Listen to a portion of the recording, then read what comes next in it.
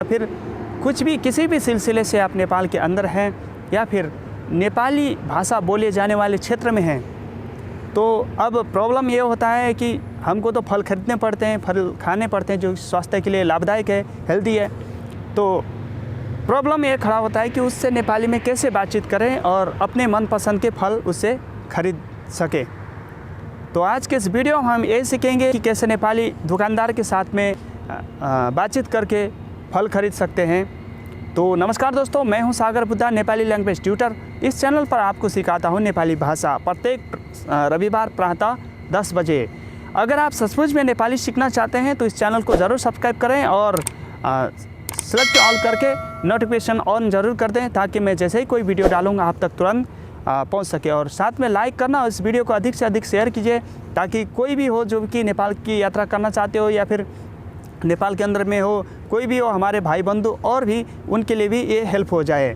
तो लाइक ज़रूर करना, इससे मुझे हौसला मिलता है कि और भी वीडियो मैं बना सकूं। तो चलिए शुरू करते हैं। जैसे ही आप किसी फल की दुकान पर जाएंगे तो सबसे पहले वहाँ के जो कि लाला बोलते हैं उन्हें अभिवादन करना पड़ता है नेपाली में। तो कैसे करेंगे देखिए, नमस्कार साहू जी, नमस्कार साहू जी, इस तरह से आप उनका अभिवादन करेंगे। साहू जी का मतलब होता है नेपाली में, जैसे हिंदी में लाला बोलते हैं, कहीं पर सेठ जी भी बोलते हैं, इसी प्रकार नेपाली में साहू जी कहते हैं। तो उन्हें अभिवादन करेंगे तो बदले में वो बोलेंगे नमस्कार हजूर, यहाँ लाई के सेवा करूँला, या फिर यहाँ को के सेवा करूँ, मतलब नमस्ते जी, आपकी मैं क्या सेवा कर सकता हूँ। तो इसके बदले में आप बोल सकते हैं, आपको जैसे केला चाहिए तो आप इस प्रकार कह सकते हैं, हजूर मलाई केरा चाहिए हो, मतलब जी मुझे केला चाहिए। तो आप फिर सेठ जी से पूछेंगे कि केले का मूल्य कितना है, या फिर आप केला किस तरह से दे रहे हैं। तो इसको आप नेपाली में इस प्रकार पूछ सकते हैं, केरा कसरी दिनुहुन्छ, या फिर केरा को क्या भाव हो। इसके बदले में उदाहरण के तौर पर वे जवाब देंगे, केरा 50 रुपया दर्जन छ, मतलब केला 50 रुपये दर्जन है। या फिर इस प्रकार से भी जवाब दे सकते हैं कि केला 100 रुपया या फिर 80 रुपया केजी है। इसको नेपाली में इस प्रकार से कहेंगे कि केरा 90 रुपया केजी छ। या फिर नेपाल में कहीं कहीं पर केला सिंगल पीस के हिसाब से भी बिकता है। तो अगर पीस के हिसाब से बिक रहा होगा तो वे बोलेंगे 5 रुपये को एउटा, मतलब 5 के 1 केला। इसी प्रकार 10 रुपये को एउटा, मतलब 10 रुपये का 1। इसी प्रकार से मतलब 15 रुपये, 20 रुपये, 25 रुपये, 30 रुपये को एउटा, मतलब इस प्रकार से आप कन्वर्सेशन कर सकते हैं। अब उसके बाद अगर आपको सेब चाहिए होगा तो किस तरह से बात करेंगे, साहू जी सेव छ, मतलब आप लाला से सेब है या नहीं है ये पूछना चाह रहे हैं। तो किस तरह से पूछेंगे, साहू जी सेव छ। यदि उस दुकान में सेब होगा तो सेठ इस प्रकार से जवाब देगा, हजुर सेव छ, तपाईलाई कति चाहिए, मतलब आपको कितना चाहिए। तो आप अपनी ज़रूरत के हिसाब से बता सकते हैं, जैसे आपको 1 केजी चाहिए, 2 केजी चाहिए, 3 केजी चाहिए। तो अगर आपको 1 केजी चाहिए होगा तो आप इस प्रकार से नेपाली में कहिएगा, मलाई 1 केजी चाहिए। स्याउ को मूल्य कति हो, मतलब मुझे 1 केजी सेब चाहिए, सेब का मूल्य कितना है। तो इसके बदले में दुकानदार जवाब देगा, स्याउ को मूल्य 200 रुपये केजी छ, या फिर स्याउ 200 रुपये केजी छ, मतलब सेब 200 रुपये केजी है। इस प्रकार से आप इस साइड में देख सकते हैं। मैं आपको फल का चित्र भी दिखाऊंगा और साथ में उसका दुकानदार से बातचीत भी मैं आपको बताऊंगा। तो आपके क्षेत्रीय भाषा में इस फल को कुछ और कहते होंगे, मुझे हिंदी में भी कुछ फलों के नाम नहीं आते हैं, तो आप चित्र देखकर ज़रूर समझ लीजिएगा। नीलो ऐसेलू इस साइड में देखिए, इसे नीलो ऐसेलू कहते हैं।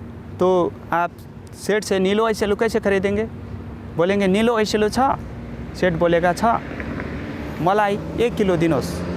मतलब मुझे 1 केजी दीजिए। इसी प्रकार से आम को नेपाली में आप बोलते हैं। आम और प में फ़र्क है। तो आप मलाई 1 किलो दिनुहोस्, यानी कि आम मुझे 1 किलो दीजिए। अगर लाला के पास में उसके दुकान में आम नहीं होगा तो वो बोलेगा यहाँ आम छैनन्। फिर आप पूछ सकते हैं कि आम किधर मिलेगा, तो इसको आप इस तरह से पूछ सकते हैं, आप कहाँ पाउँछ होला। तो वो बोलेगा उस क्षेत्र में यदि आम होगा तो अर्को दोकानमा जानुहोस्, वो अर्को दोकान ऊ पर छ, मतलब दूसरे दुकान में जाइए, दूसरा दुकान वो वहाँ पर है। इसी प्रकार से आप खरबूज, स्ट्रॉबेरी, ऐसेलू, जो कि आप इस साइड में देख सकते हैं, ऐसेलू, आम, लहरे आम, लीची, केरा, स्याउ, सुन्तला, जुनार और अंगूर और नारियल, नेपाली में अमरूद को अम्बा बोलते हैं। और इसी प्रकार से आप काँक्रो, भुइँकटर, खरबूज, जैतून, डिमुर, बेरू, काफल, चुत्रो, चुल्लू, किवी, चेरी, नाशपाती, अमिलो, अनार, लहरे आम, हलवाई बेर, इन सब के बारे में पूछ सकते हैं। बस आपको क्या करना है, सिंपल। अगर उदाहरण के तौर पर अगर आप अनानास खरीदना चाहते हैं तो इस प्रकार से खरीद सकते हैं। नमस्कार साहू जी, भुइँकटर छ, वो बोलेगा है, तो उसको नेपाली में बोलेगा छ, या फिर नहीं है तो छैन। और आप बोल सकते हैं मलाई 1 केजी भुइँकटर चाहिएको छ, कसरी दिनुहुन्छ, मतलब मुझे 1 केजी अनानास चाहिए, आप कैसे देते हैं। तो वो बोलेगा 250 रुपये केजी छ, लिनुहुन्छ, मतलब 250 रुपये केजी है, आप लेना चाहते हैं। अगर आप लेना चाहते हैं तो कह सकते हैं हजुर लिन चाहन्छु। अगर आप नहीं लेना चाहते तो आप कह सकते हैं हजुर मलाई चाहिएको छैन, त्यति धेरै महँगो भयो, मतलब ये ज़्यादा ही महंगा है। अगर आप नाशपाती लेना चाहते हैं तो दुकान पर जाकर नाशपाती दिनुहोस् 1 केजी। अगर आप सेब के बारे में चाहते हैं पूछना तो दुकान पर जाकर 1 केजी स्याउ दिनुहोस्। या फिर इसी प्रकार से जितने भी फल हैं, बस आप एक बार फलों के नाम याद कर लीजिए।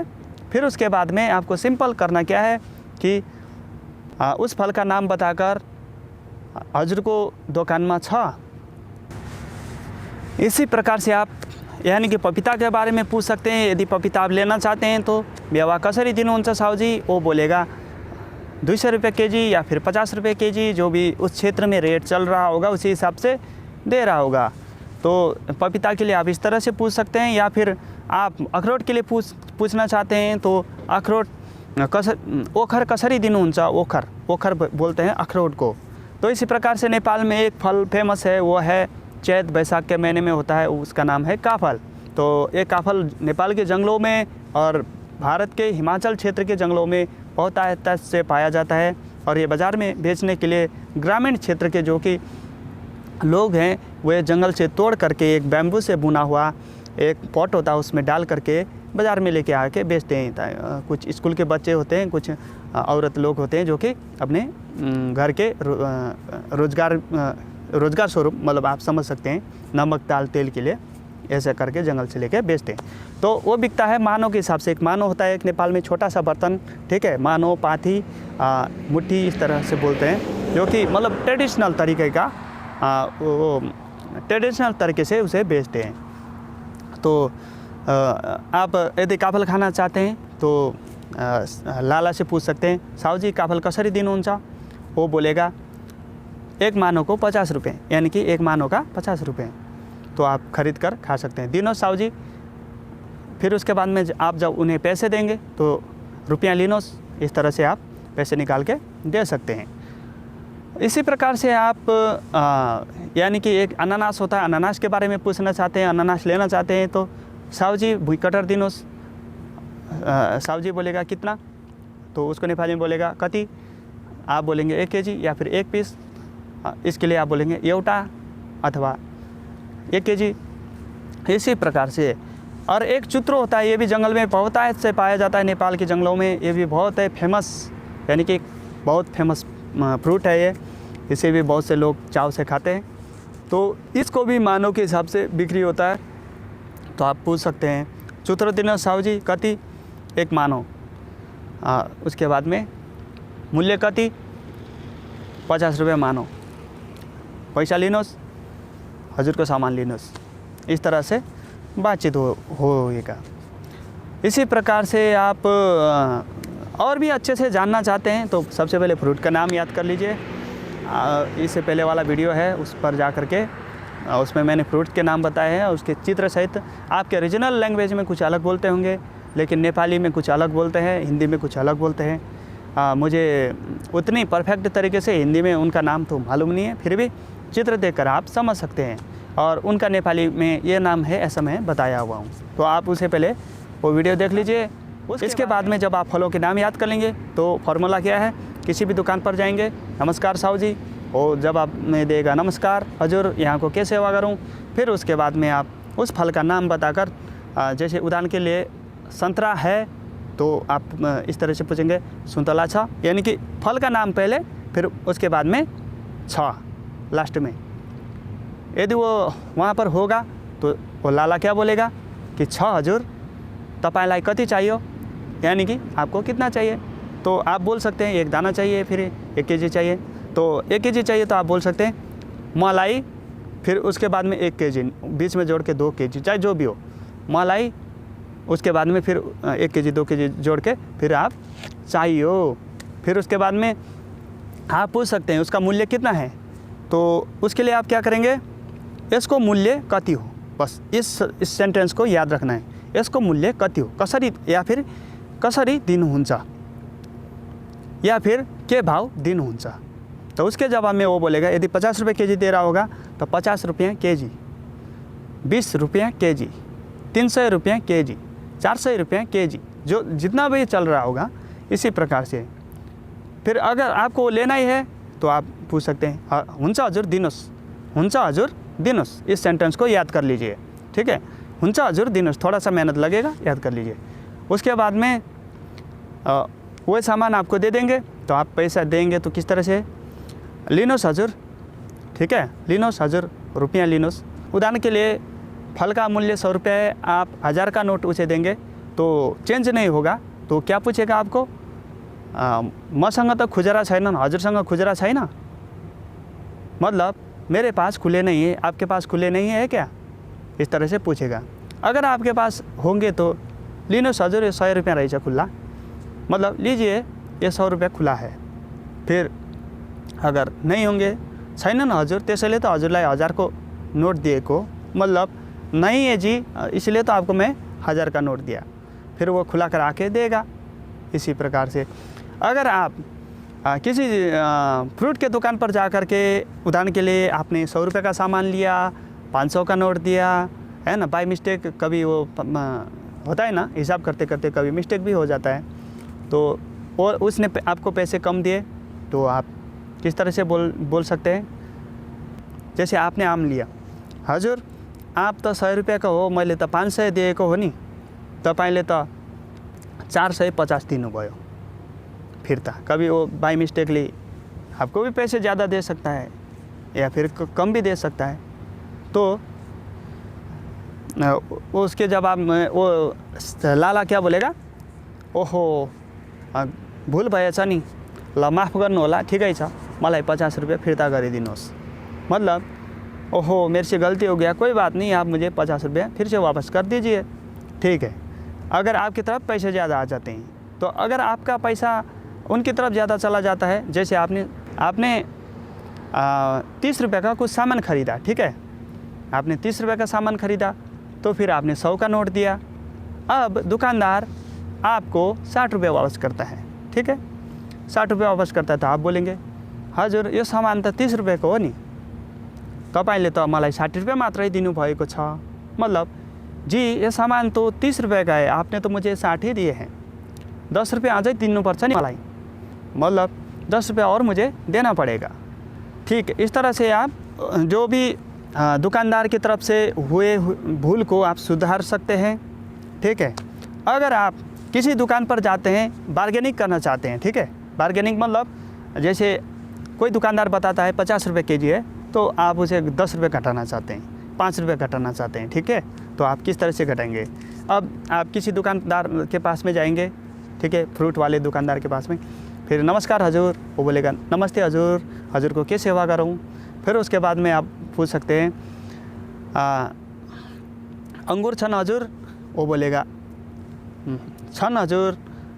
उसके बाद में आप पूछेंगे कति रुपये किलो या फिर कसरी दिनुहुन्छ, फिर वो बोलेगा 80 रुपये केजी। फिर आप बोलेंगे 80 रुपये केजी तो धेरै महँगो भयो नि, मतलब 80 रुपये केजी तो और भी ज़्यादा महंगा हो गया। अघि उताको दोकानमा त 60 रुपये केजी दिँदै थियो नि साउजी, मतलब अभी अभी तो दूसरे दुकान में 60 रुपये केजी दे रहा था, अब तो 80 रुपये कह रहे हैं, तो ज़्यादा महंगा हो गया। ठिकै छ, तपाईँले 80 रुपये केजी लिन चाहनु हुँदैन भने पनि ठिकै छ, 75 दिनु ना, वो बोलेगा। मतलब अगर आप 80 रुपये केजी नहीं लेना चाहते हैं तो कोई बात नहीं, 75 रुपये केजी लीजिए। फिर आप बोलेंगे 75 रुपये तो धेरै भयो नि, फिर ठिकै छ 70 रुपये दिनु ना। फिर वो बोलेगा ठीक है कोई बात नहीं 70 दो। फिर भी आप नहीं मानेंगे, हजुर म 70 त दिन्न, ठिकै छ 65 रुपये दिन्छु। मतलब ठीक है मैं 70 तो नहीं दूंगा, 65 रुपये दूंगा, ठीक है। तो फिर इसके जवाब में लाला यदि आपको फ्रूट देना चाहते हैं उतने में मान लेगा तो कोई बात नहीं, ठीक है लीजिए, ठीक है छ लिनुहोस्, केही छैन, तपाईँ पनि नयाँ ग्राहक हो क्या रे, मतलब ठीक है लीजिए कोई बात नहीं, आप तो नए ग्राहक हैं। अगर वो देना नहीं चाहेगा ठीक है छ केही छैन, तपाईँ कहाँ 60 में पाउनुहुन्छ त्यतैबाट लगेर जानु न, मतलब ठीक है कोई बात नहीं, आप जिधर 60 रुपये केजी मिल रहा है उधर ही आप जाइए, कोई दिक्कत नहीं है, ऐसा बताएगा। इस तरह से बार्गेनिंग होगा। मतलब अलि कम्ती गर्नुहोस्, अलि घटाउनुहोस् न, यो तो धेरै महँगो भयो, मतलब इस शब्द का अर्थ होता है कि और थोड़ा कम कीजिए ना, ये तो ज़्यादा ही महंगा हो गया। इस तरह से आप किसी भी दुकानदार के साथ में, फ्रूट के दुकानदार हो, कोई भी दुकानदार हो, उसके साथ में बार्गेनिंग कर सकते हैं।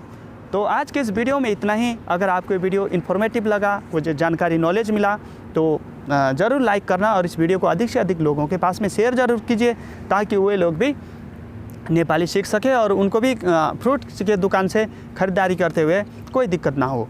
तो इसके अलावा भी आपके मन में अगर कोई प्रश्न क्वेश्चन है, अगर आपको कहीं पर दिक्कत आती है तो कोई बात नहीं, आपका भाई यहाँ पर बैठा हुआ है। Learn Nepali with Sagar Buddha channel पर आइए, यूट्यूब चैनल पर, और नीचे आकर के इस वीडियो के नीचे में कमेंट पूछ लीजिए, या फिर किसी भी वीडियो के नीचे आप में कमेंट रख लीजिए, या फिर आप मुझे मेल भी कर सकते हैं mail.sagarbuddha@gmail.com पर। आप मुझे विभिन्न सोशल चैनल पर भी फॉलो कर सकते हैं, इंस्टाग्राम, ट्विटर, लिंक्डइन, और हमारे जो मेन मुख्य टेलीग्राम चैनल उस पर भी आप फॉलो कर सकते हैं, ठीक है। तो वहाँ पर जाइए, I am Sagar Buddha search कीजिए, उसके बाद में वहाँ पर आप मुझे पर्सनली भी बात कर सकते हैं। तो इसके अलावा मैं आपकी और क्या सेवा कर सकता हूँ, इसके बारे में नीचे वीडियो में इसके नीचे ज़रूर कमेंट करके बताना, और आप क्या देखना और क्या सीखना चाहते हैं, ठीक है। तो लाइक ज़रूर करो और सब्सक्राइब ज़रूर करो, इस चैनल को अधिक से अधिक शेयर भी ज़रूर करो। फिर अगली एक नई वीडियो के साथ में मिलेंगे आपके साथ में, तब तक सीखते रहिए, सिखाते रहिए नेपाली, और मैं चलता हूँ, आप अपना ख्याल रखिए।